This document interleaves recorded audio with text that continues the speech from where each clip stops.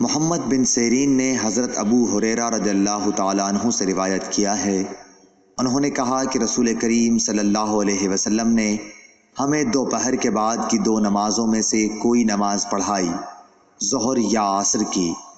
ابن سیرین نے کہا کہ حضرت ابو ہریرہ رضی اللہ تعالیٰ عنہ نے اس کا نام تو لیا تھا لیکن میں بھول گیا۔ حضرت ابو ہریرہ رضی اللہ تعالیٰ عنہ نے بتلایا کہ آپ نے ہمیں 2 رکعت نماز پڑھا کر سلام پھیر دیا۔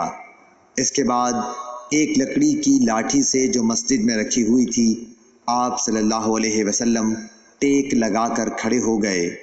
ایسا معلوم ہوتا تھا کہ جیسے آپ بہت ہی خفا ہوں، اور آپ نے اپنے دائیں ہاتھ کو بائیں ہاتھ پر رکھا اور ان کی انگلیوں کو ایک دوسرے میں داخل کیا، اور آپ نے اپنے دائیں رخسار مبارک کو بائیں ہاتھ کی ہتھیلی سے سہارا دیا۔ جو لوگ نماز پڑھ کر جلدی نکل جایا کرتے تھے وہ مسجد کے دروازوں سے پار ہو گئے۔ پھر لوگ کہنے لگے کہ کیا نماز کم کر دی گئی ہے؟ حاضرین میں ابو بکر اور عمر رضی اللہ تعالیٰ عنہ بھی موجود تھے، لیکن انہیں بھی آپ سے بولنے کی ہمت نہ ہوئی۔ انہی میں ایک شخص تھے جن کے ہاتھ لمبے تھے اور انہیں ذوالیدین کہا جاتا تھا۔ انہوں نے پوچھا، یا رسول اللہ صلی اللہ علیہ وسلم، کیا آپ بھول گئے یا نماز کم کر دی گئی ہے؟ آپ نے فرمایا کہ نہ میں بھولا ہوں اور نہ نماز میں کوئی کمی ہوئی ہے۔ پھر آپ نے لوگوں سے پوچھا، کیا ذوالیدین صحیح کہہ رہے ہیں؟ حاضرین بولے کہ جی ہاں۔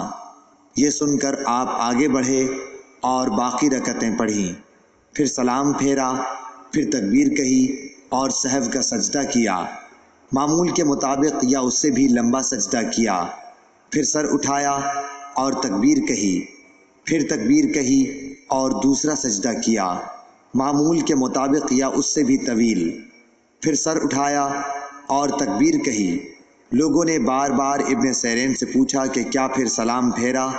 تو وہ جواب دیتے کہ مجھے خبر دی گئی ہے کہ عمران بن حسین کہتے تھے کہ پھر سلام پھیرا۔